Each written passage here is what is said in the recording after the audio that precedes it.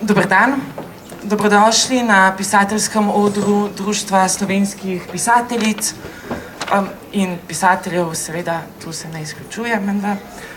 Začenjamo s prvim pogovorom v ciklu Nekaj drugega, ki se letos osredotoča na izbor avtoric in avtorjev, s katerimi bomo govorili o narodnostni, spolni, seksualni in drugih družbenih razlikah, ki se bolj ali manj eksplicitno odražajo v njihovem literarnem delu.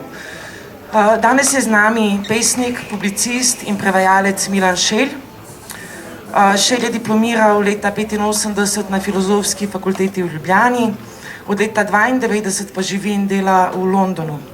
Je soavtor romana v pismih S politika iz leta 1999 in pesniških zbirk Darilo iz leta 2006, Kristali soli 4 leta kasneje, Gradim gradove iz leta 2015 in Slediti neizgovorjenemu iz leta 2018.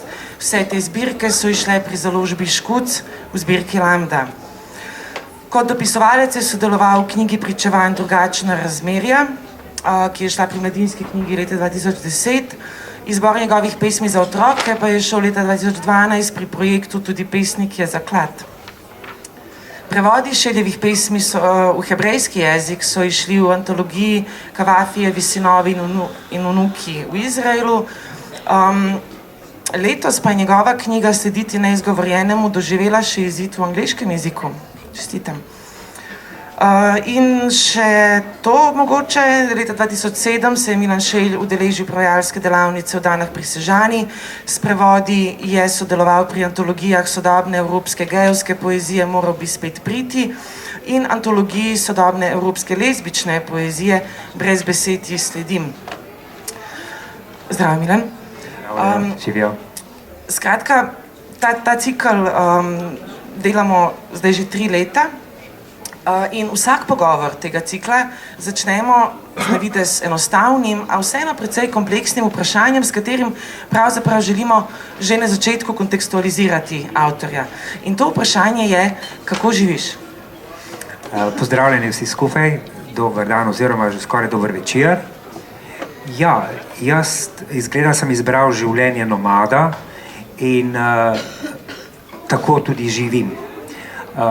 Kot je rekla Nina, že od leta 1992 sem v Londonu, kamor me je zanesla življenjska pot iz najrazličnejših razlogov.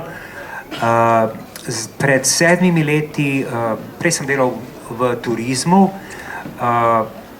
pa sem šel med svobodnjake, tako da zadnjih 7 let preživim pravzaprav polovico leta v Londonu, v Veliki Britaniji, polovico leta pa v Sloveniji na Krasu. In to je en tak super krasen kompromis, kjer lahko pač izživim 2 velika ekstrema. Na Krasu živijo s partnerjem, z možem, s Petrom,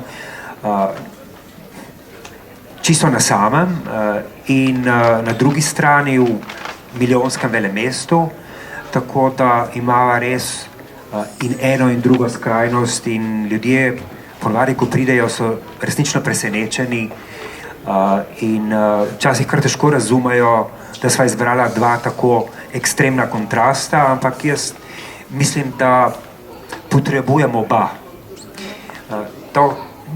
Tako dolg časa sem se namreč spraševal, zakaj sploh moram prihajati nazaj v Slovenijo, ampak zdaj se ne sprašujem več, pač tako je zgleda organsko in potrebno in mislim, da ne bi mogel živeti niti brez enega, niti brez drugega. V redu. Pojdiva na tvoje pesniške začetke in s tem mislim na tvojo prvo zbirko iz leta 2006 z naslovom Darilo in predlagam, da odpreva te začetke tako, da mogoče kar prebereš prvo pesem iz te zbirke, ker mislim, da nam bo lahko precej povedala o tvojem življenju, pa v bistvu tudi dopolnila to, o čemer si pravkar govoril. S poti, 1. Januar 1992. Radio Slovenija, prvi program. Ura je 12. Poročila. Danes so samostojno Slovenijo priznale naslednje države Evropske skupnosti: Belgija, Nemčija, Velika Britanija. V službenem avtu se mi listejo slike, kako smo pred meseci prestrašeni čepeli v zaklonišču našega bloka. Eksplozijo je povzročilo letalo, ki je prebilo zvočni zid nad mestom. Panika pa je bila resnična. Čakali smo, kdaj bodo z neba začele deževati bombe. Že zjutraj sem v kovček stlačil svoje življenje. Tako, kot da se bo vsak čas sesula cela juga, se na avtocesti za mano tresejo mostovi. Nazaj za zdaj ne vidim poti. Preobilje svobode se lepi z barvami tesnobe, ko se na zadnjem sedežu ugrezam v tišino. Ljubljansko letališče je še vedno zaprto. Na Dunaju zgubljen, v množici ljudi nestrpno tavam do ekrana in spet preverjam uro odhoda. V London letim šele proti večeru. Mesto, ki te pogoltne in izpljune takoj ob prihodu, kot utapljajoči se plavalec v temzi blatno brozgo, še preden sploh zajameš sapo, ki te zmrzi. Miran, v tej pesmi si, kot je zdaj že očitno napovedal, pravzaprav celo popisal svoj odhod iz Slovenije ali pač Jugoslavije, če želiš, odvisno, kako želimo gledati na to. Praviloma se zdi, da je temeljni vzgib za odhod želja po nečem boljšem.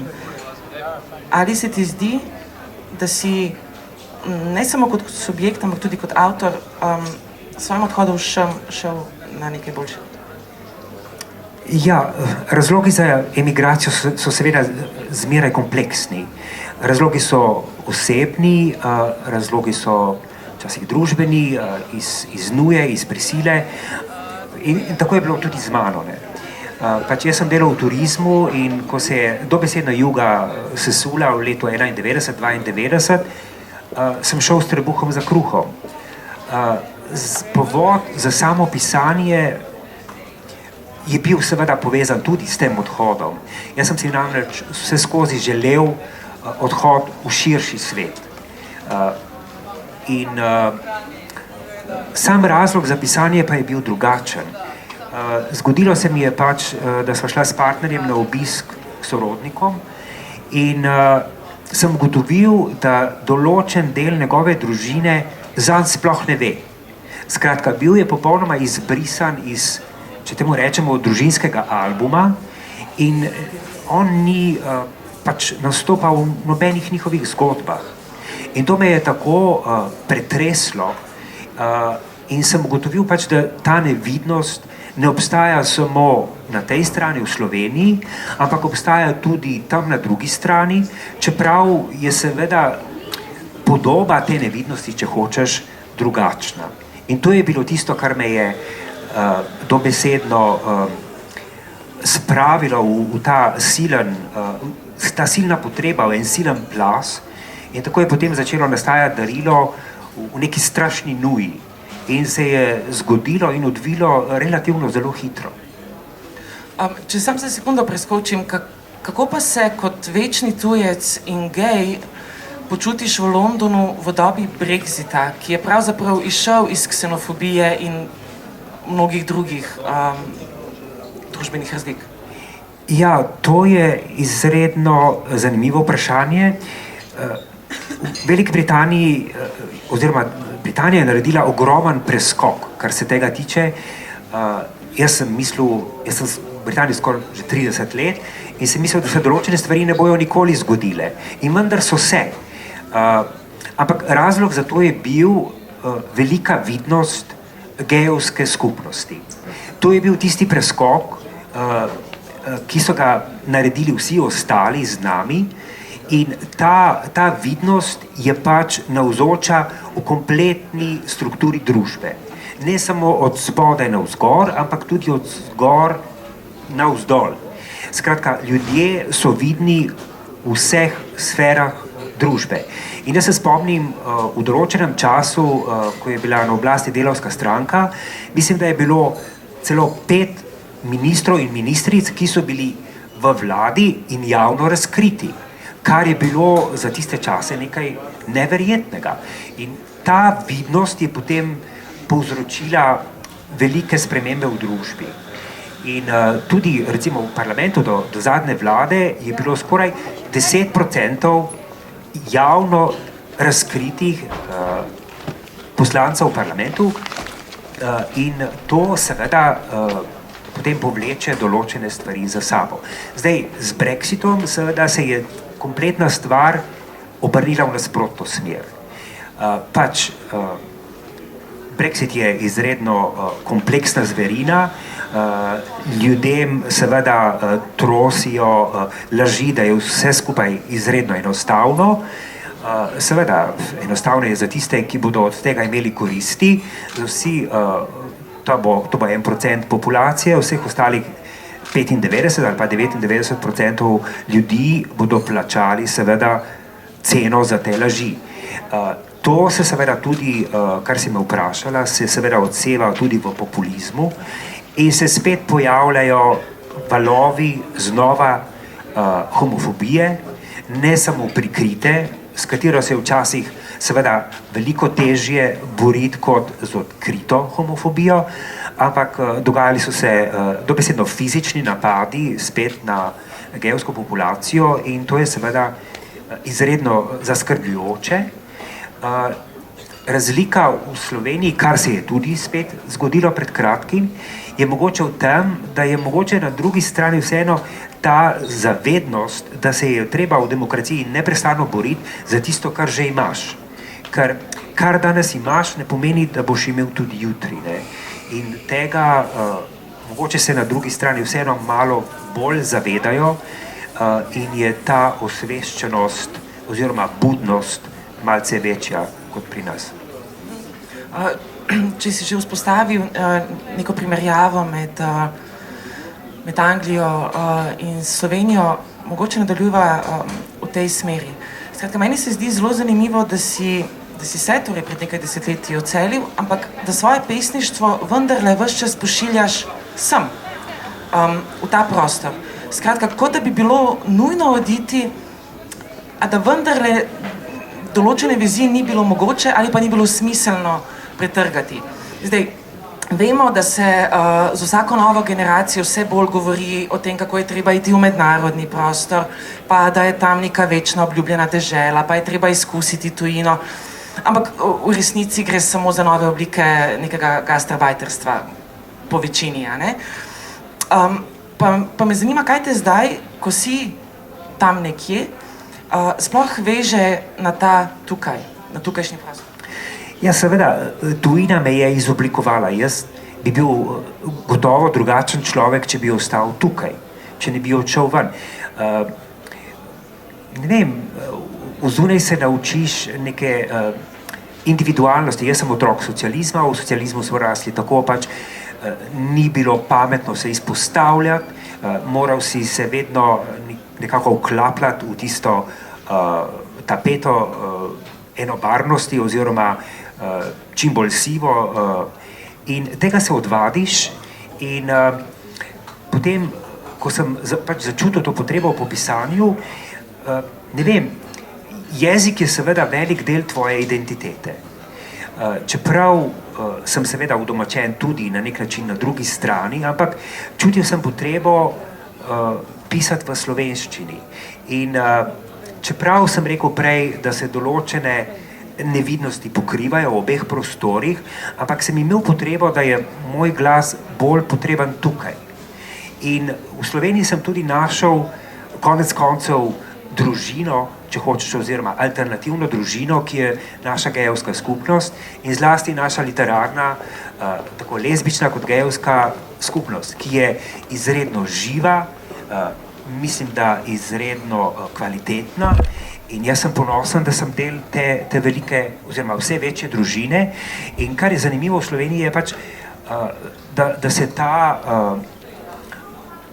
družina veča iz generacije v generacijo. Ne. In kar je še zlasti specifično v Sloveniji, se mi zdi, da velika večina aktivistk in aktivistov tudi piše, kar je res ena specifičnost. In se mi zdi, da aktivizem najrazličnejših sort in vrst res je neke vrste bazen, je nek pul, iz katerega pač izhaja potem ta hrana, ki se potem na drugačen način seveda izpiše v literaturi. Jaz se osebno nisem nikoli ukvarjal z aktivizmom kot takšnim in sem imel občutek, da je to na neke vrste oziroma možnost zame, da se izrazim na takšen način in doprinesem aktivizmu v slovenskem prostoru s svojim pisanjem. In to je bil moj namen in tako svoje pisanje vidim konec koncev tudi še danes. A pa bi lahko rekli, da te veže na ta prostor v bistvu tudi sama možnost objavljanja. Sicer zelo radi rečemo, da je tukajšnji prostor izrazito konzervativen, kar v veliko vidikih pravzaprav tudi je. Ampak vseeno obstajata tukaj dve prepoznavni knjižni zbirki, mislim seveda na založbo Škuc oziroma zbirki Visibilia in Lambda, ki se osredotočata konkretno na homoseksualno literaturo in vendarle je ta prostor relativno majhen, kar omogoča neko večjo vidnost kot prehod iz nevidnosti, o kateri govoriš. In ne nazadnje je vendarle v tem prostoru še vedno omogočeno sofinanciranje literature, ki omogoča za zdaj še objavo knjig, ki gotovo skupaj s konzervativizmom in neko tržno politiko ne bi omogočile sicer objave eksplicitno homoseksualnih knjig, razen če se jih objavi kot nek spektakel. Ja, tu se s tabo absolutno strinjam. V Sloveniji pač imamo to srečo, da imamo založbo Škuc, Visibilia in Lambda in meni, ko sem pripravil, ko je bilo darilo več ali manj napisano, oziroma je bilo v nastajanju in sem imel občutek, da bo knjiga, da bom imel kaj ponuditi. Jaz nisem nikoli pomislil, da bi ponudil knjigo komorkoli drugemu ali kjerkoli drugje. Meni se je zdelo logično, da knjiga izide pri Lambdi. In pač imel sem srečo, Brane Mozetič, ki je urednik pri Lambdi, je knjigo sprejel in jo je izdal. Zdaj, na Britaniji podobnih založb ni več. Obstajal je Gay Man Press, ki je izhajal, knjige so izhajale v 70-ih letih, bile so določene feministične manjše založbe, lezbična založba se ne spomnim, če je obstajala oziroma obstaja, tako da v tem pogledu smo v tem prostoru v nekem privilegiranem položaju, če hočeš, in se je treba absolutno boriti, da nam obe založbi, vsaj ti dve založbi ostaneta. Ne? In neke vrste stremljenje v slovenskem prostoru, ki ga opažam, da bi se čim več manjših založb absorbiralo oziroma da bi se jih na nek način znebili, se mi zdi velik minus. Ker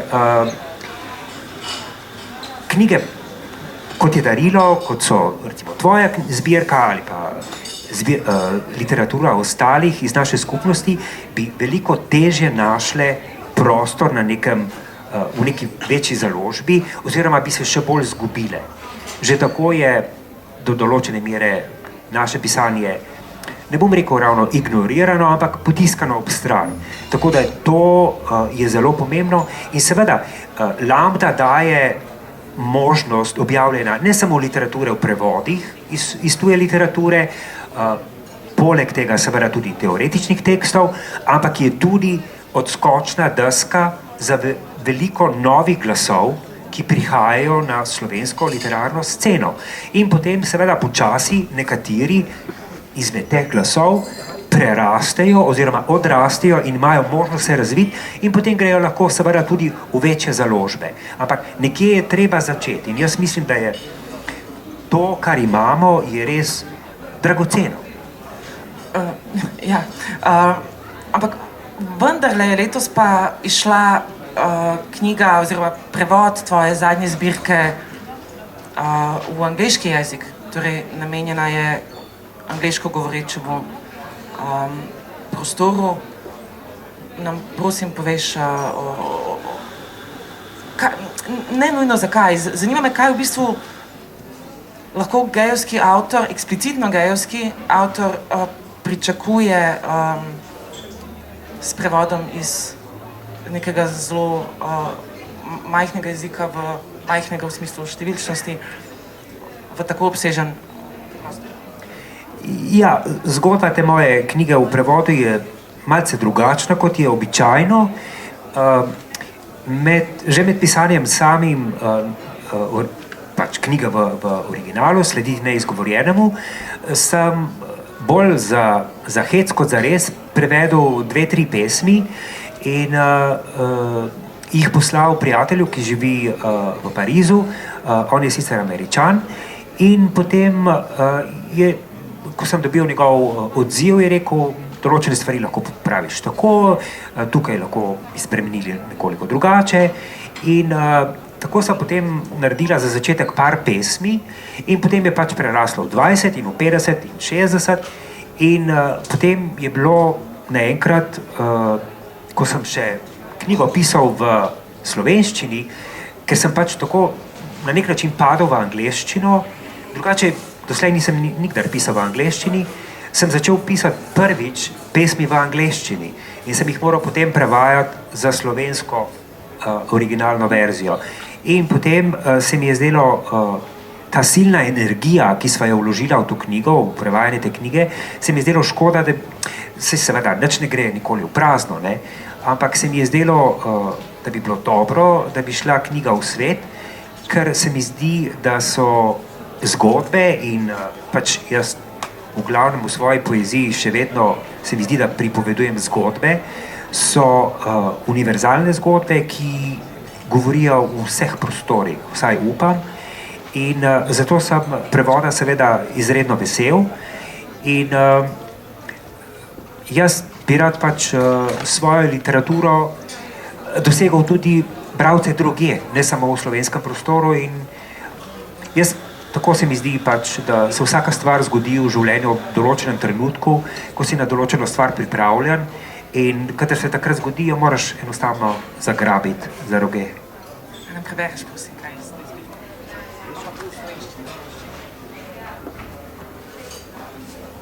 Skratka, Milan bo zdaj prebral pesem 2, 3, oziroma zgodbe so v bistvu že skoraj, ne? Gre za poezijo v prozi, jaz jo tako vidim.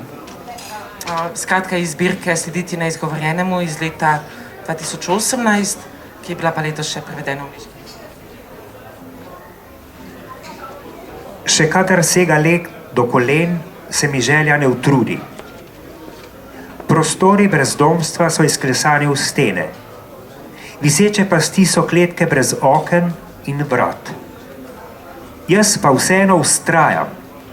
Svetlobi hočem gledati vsak dan v obraz. Odkudar prihajam, nisem mogel nikoli pogledati ven. Tej deželi, kjer sem, ne morem pogledati noter.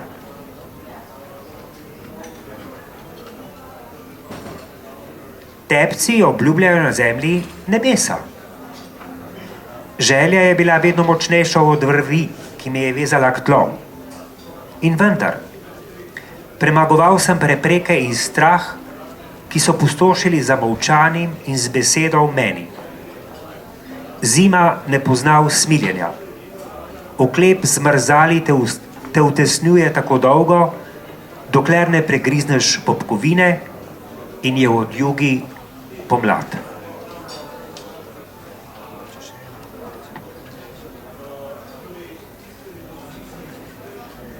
V mraku opustelih ulic postavam že leta. Oziram se na vogalih in čakam na sovražni pogled. Nekega dne se bom naveličal skrivati brazgotino nemira. Na vsakem koraku se mi izmaknejo le za 5 kljuka, komaj odškrtnjena vrata. Vztrajno iščem v temi, kot drugi, zaobljeni prag, preko katerega bom vstopil v notranje dvorišče. Mislim, da je že vse na dosegu, dokler me plima ne odnese še dlje na odprto. Hvala, Milan. Prej sem omenjala tvojo prvo knjigo in skratka, v tej zbirki Darilo naprej in nazaj obravnavaš to precej tragikomično, grotesko, ki je nenehna homofobija družinskih članov, pa ne le tvojih, seveda. Ne? Zdaj, v zadnjih tekstih pa se mi zdi, da si se v bistvu nekako homofobiji povsem nehal čuditi. In to tako, da si, res se mi tako zdi, da si v bistvu pogled obrnil stran od homofobnega sveta. Pa me zanima, ali se ti zdi, da se homofobiji nehamo čuditi, ker jo pri sebi normaliziramo, v tem smislu, da jo pravzaprav moramo pričakovati od zunanjega sveta, ker je resnično pretežno homofoben, ali pa da smo morda že preutrujeni in sicer natanko zaradi homofobije. Ja, seveda, ta preutrujenost je seveda zelo nevarna, ker zelo lahko je pozabiti oziroma spregledati. Ne? In ne vem, mislim, da mi je kar nekaj ljudi omenilo, da jih je presenetilo, da pišem spet o tem, ampak meni se zdi to razkrivanje neprestano in prav biti neprestano na preži. Meni se zdi to zelo pomembno. In kot sem rekel že prej, ta prikrita homofobija je včasih še veliko bolj nevarna od fizične, če hočeš, od nasilja. Ne? Proti pesti se lahko postaviš včasih s pestjo in je včasih to dobesedno potrebno. Medtem ko je ta prikrita, prefinjena, latentna homofobija seveda še veliko bolj nevarna in se je z njo resnično veliko težje spopadati. Ne? In se seveda homofobi na drugi strani veliko lažje izmikajo. Ne? Včasih se dobesedno delajo norca, ne? Ali pa se je mogoče včasih niti ne zavedajo, ali pa se včasih z njo celo postavljajo. Ne? Tako da so različni spektri teh homofobij in seveda je veliko homofobije tudi znotraj same gejevske in lezbične skupnosti. Tudi na to sem želel v knjigi poudariti oziroma pisati o tem, ker se mi zdi, gejevska skupnost zmeraj mislijo pač ljudje v nekih določenih klišejih, v nekih schemah, ampak tako kot vsaka druga skupnost je tudi naša skupnost zelo raznolika, izredno heterogena, pač od skrajnih konzervativcev do radikalnih levičarjev, kot praviš ti, skratka, kompleten diapazon. Ne? In je potrebna ta osveščenost tudi znotraj naše skupnosti same. Če se že dotaknila homoseksualne skupnosti, oziroma kot se danes reče LGBTIQ+ skupnosti, zdi se mi, da je današnji čas za homoseksualno gibanje precej zahtevno obdobje. In sicer iz vidika seksualnih, pa tudi spolnih identitet. Skratka, vidimo, da so zelo v spredju deklariranja nekih etničnih in rasnih razlik kot podlag za diskriminacijo, medtem ko je zdaj predvsem levi del družbe in tako tudi precejšen del homoskupnosti po večini zapadal v antiidentitetnost na področju spola in seksualnosti. Skratka, govora je o fluidnosti, o nebinarnosti, ljudje niso več gej in lezbike, ampak so pretežno queer in tako naprej. Zdaj, tvoja poezija pa je eksplicitno gejovska, kar pomeni, da sta v njej očitni tako spolna kot seksualna razlika. In zdaj iz tega izideta dve kompleksni vprašanji. Prvič, kako po tvojem mnenju nove javnosti, te tako imenovane nove generacije, percipirajo in interpretirajo tvojo poezijo kot nekaj, kar je vendarle izven danes popularnega diskurza, torej queer diskurza. In drugič, kaj bi rekel o samem položaju homo literature v pravkar opisanih razmerah. Če torej začnejo pri prvem vprašanju, kaj se zgodi, ko eksplicitno gejovska poezija pride v prostor, ki se na vse pretege poskuša razbremeniti identitet, ne glede na to, da jih te identitete vendarle v družbi določajo? Ja, jaz mislim, da sem v tem pogledu na nek način zelo staromodern. Jaz še zmeraj vidim sebe kot gejevskega pesnika oziroma pesnika geja. In to je velik del moje identitete in ne vem, zdaj, meni včasih se zdi vse to, kar danes rečemo oziroma imenujemo queer, se mi zdi na nek način tudi zelo nevarno. Seveda, do določene mere je to korak naprej in konec koncev v neki utopični družbi jaz upam in oziroma ne vem, če si res želim, da to v določenem času in prostoru ne bo več pomembno. Ampak danes, kjer smo, kjer gremo na veliko področjih nazaj in ne naprej, se mi zdi na nek način skoraj neke vrste distrakcija. Ker važno je, od kje ta diskurs prihaja. Če ti govoriš o kvirovstvu v Rusiji ali pa v Koreji, v Severni Koreji ali pa konec koncev kjerkoli na bivšem vzhodu, to pomeni nekaj drugega, kot če govoriš iz nekega privilegiranega položaja in živiš v Kaliforniji ali živiš v Londonu ali živiš v nekem drugem urbanem prostoru v zahodni družbi. Tako da meni se zdi to na nek način zelo problematično. In v tem pogledu, oziroma na tak način, ja, se opredeljujem kot staromoden gejevski pesnik, če hočeš. In, ne, pa nočem, ne? Ja. Ker meni se pa to niti malo danes ne zdi staromodno, ravno nasprotno, zdi se mi v resnici zelo subverzivno, če gre vse v to neko brezidentitetno, no labels. Sej, hočem biti ironičen, seveda. Jaz nočem biti spet siv na tisti tapeti, od kjer sem prišel. Pač jaz hočem in neprestano svojo identiteto izpostavljam, ker se mi zdi, da je moj glas in naši glasovi so še vedno zelo potrebni. Tako pač jaz vidim stvari in zato v tej svoji, v navednicah staromodnosti seveda tudi vztrajam. Če se mogoče na hitro dotakneva še drugega dela vprašanja, ki pa se tiče samega položaja homoliterature v današnjem prostoru. Se ti zdi, da v bistvu sploh zdrži ali lahko zdrži v nekem širšem svetu zgolj, če se prilagaja dominantnemu diskurzu, ki pa je diskurs te neke fluidnosti, antiidentitetnosti? Ja, to je težko vprašanje. Ne vem, jaz težko ti odgovorim, res težko odgovorim. Pač jaz upam, da imam bralce in bralke in vem, da jih imam, ki sledijo mojo literaturo in to me seveda žene naprej.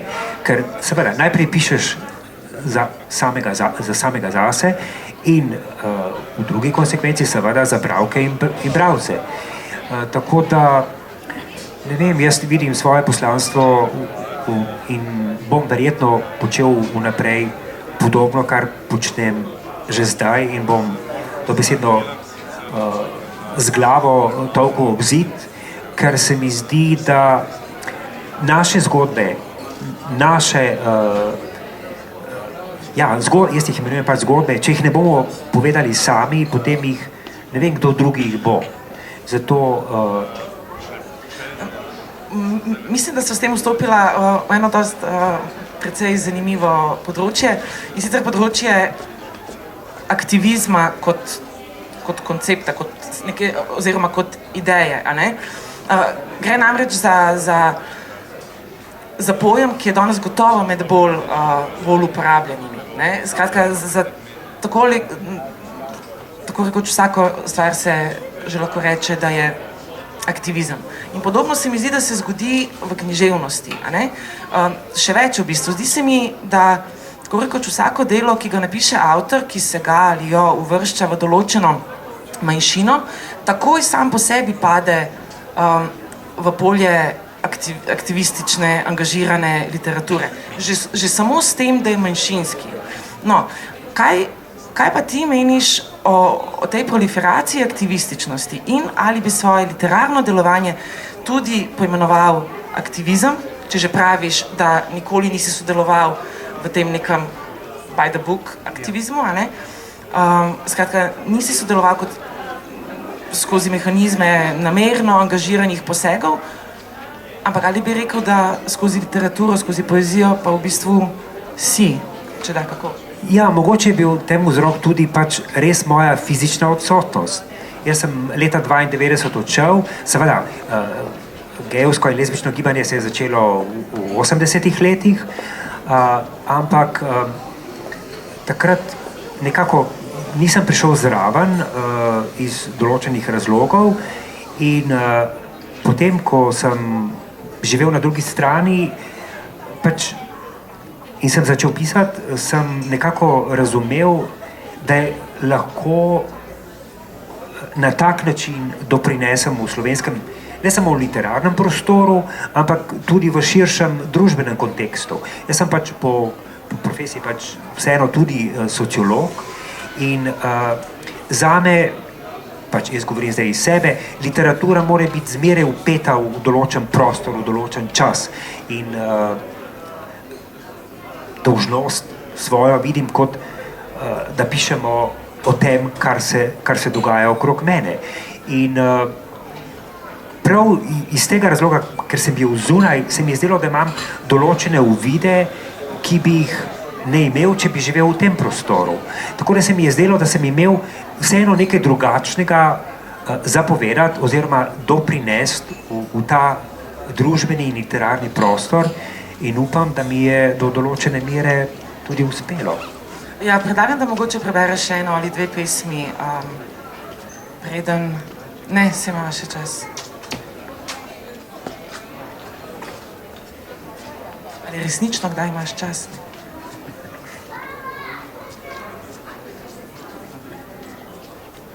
Molk nama duši govorico. Vztrajno prisluškujem neizrečenemu v sebi.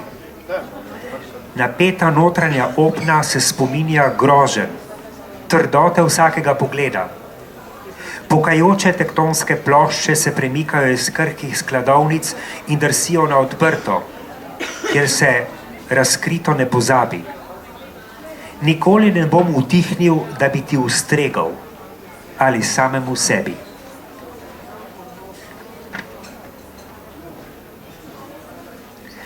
Pobrita glava počiva ob moji. Z nevidno kretno skušam objeti izdih po razlitju. Žarek zdrkne skozi reža zaves čez polico. Gibki šakal se dvigne in zmuzne z ležišča. Med rjuhami za mano je odtis krhke sence.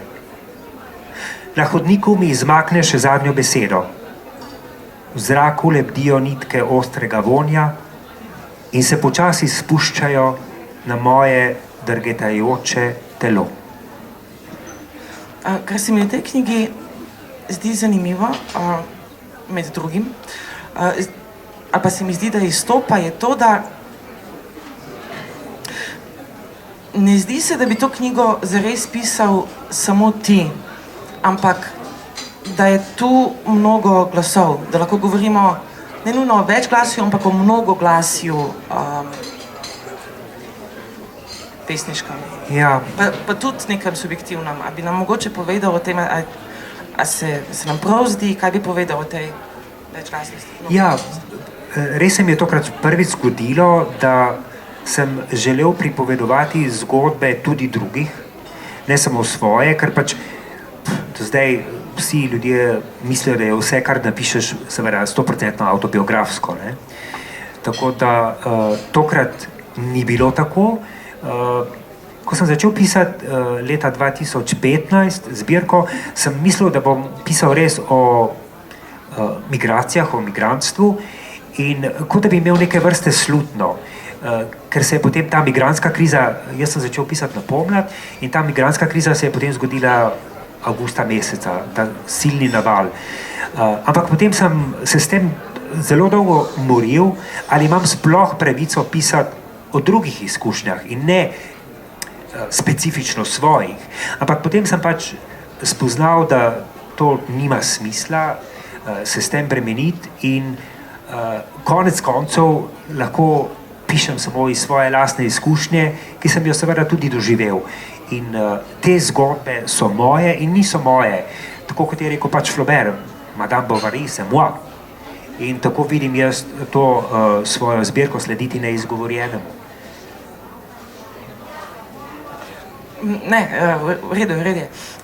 Zdaj, seveda te ne nameravam vprašati najbolj srhljivega vprašanja, kar lahko doletijo književnika, in to je seveda vprašanje, o čem je ta knjiga. Ne? To ne predstavljam si bolj srhljivega vprašanja.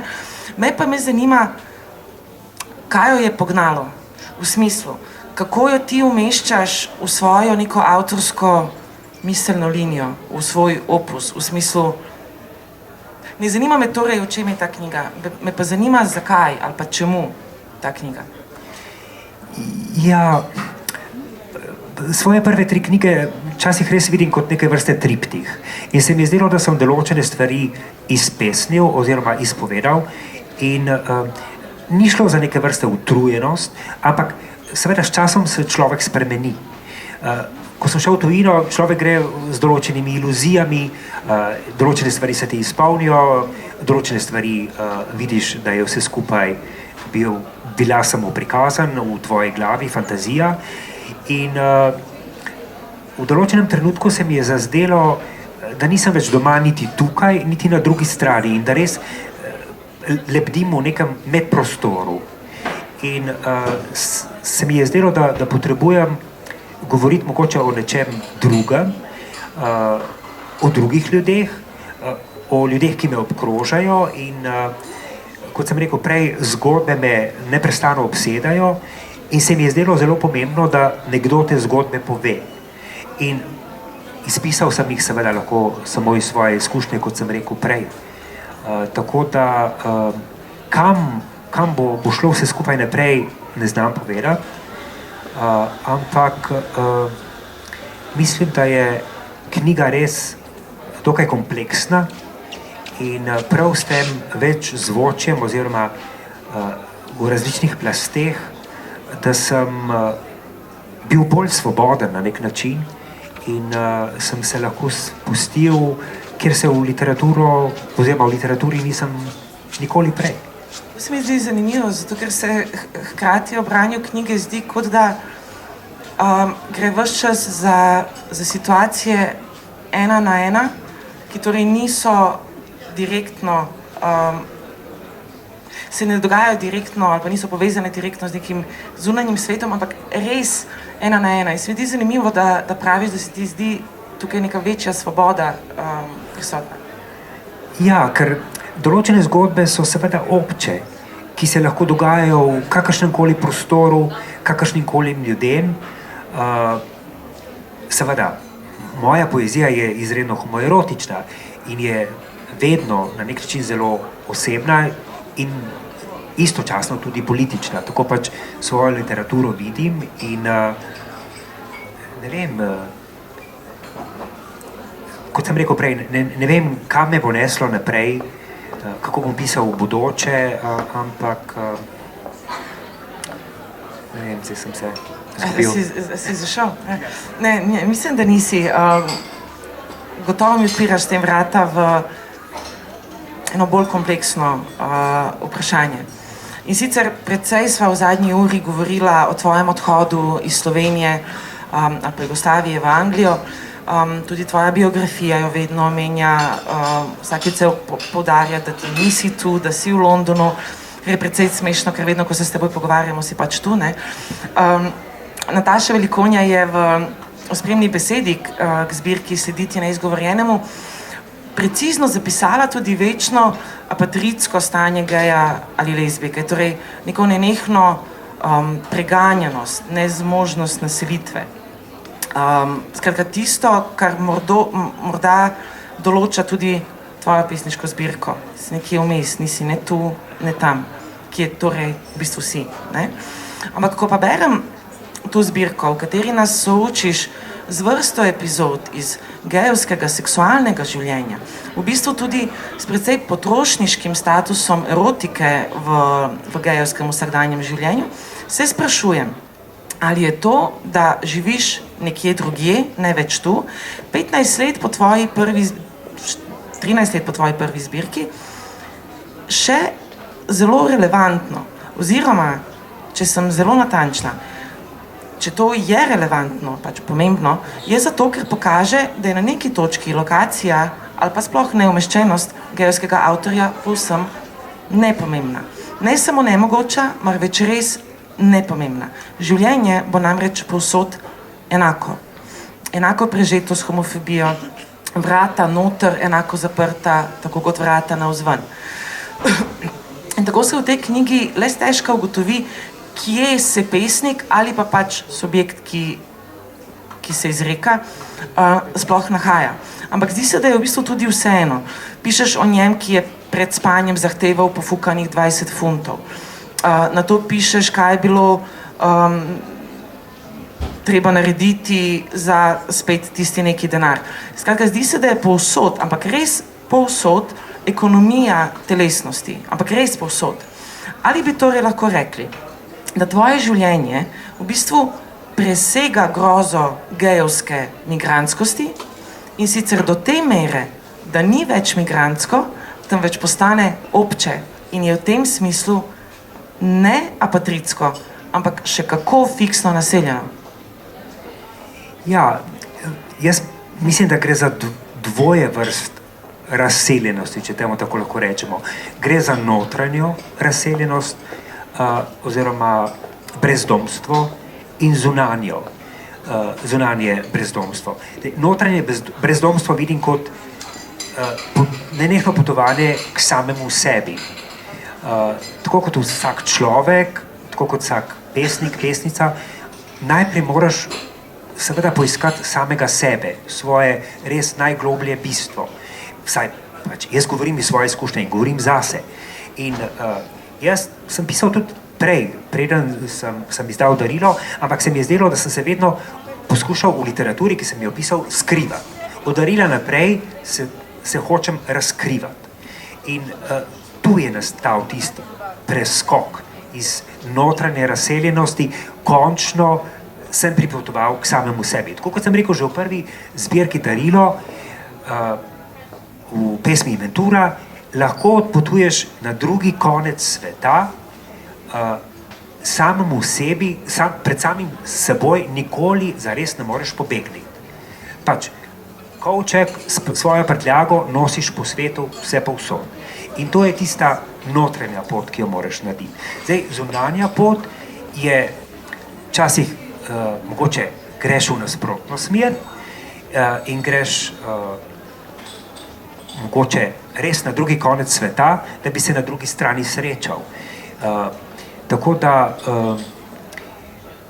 s časom pa, kot sem rekel že prej, prav ta želja po pripadanju nekje v nekem drugem prostoru se izkaže za iluzorno in potem prihajanje nazaj, dlje časa kot sem zunaj, bolj se vidim kot tujec tudi v tem prostoru. Čeprav seveda z jezikom sem zavezan sem, v svoji alternativni družbi oziroma družini sem zavezan tukaj, in spadam v ta literarni prostor, oziroma tukaj se vidim. Ampak po drugi strani je pa res to lebdenje med obema prostoroma in prav v tej knjigi se je res pokazalo, oziroma sem prišel do spoznanja, da ja, določene zgodbe, če jih spet tako imenujem, se dogajajo v vseh prostorih in so resnično univerzalne za moje izkušnje v Sloveniji ali v Britaniji ali v Ameriki ali na drugem koncu sveta. Pač te zgodbe so obče človeške in mogoče prav zaradi tega se pregovorijo tolikim ljudem.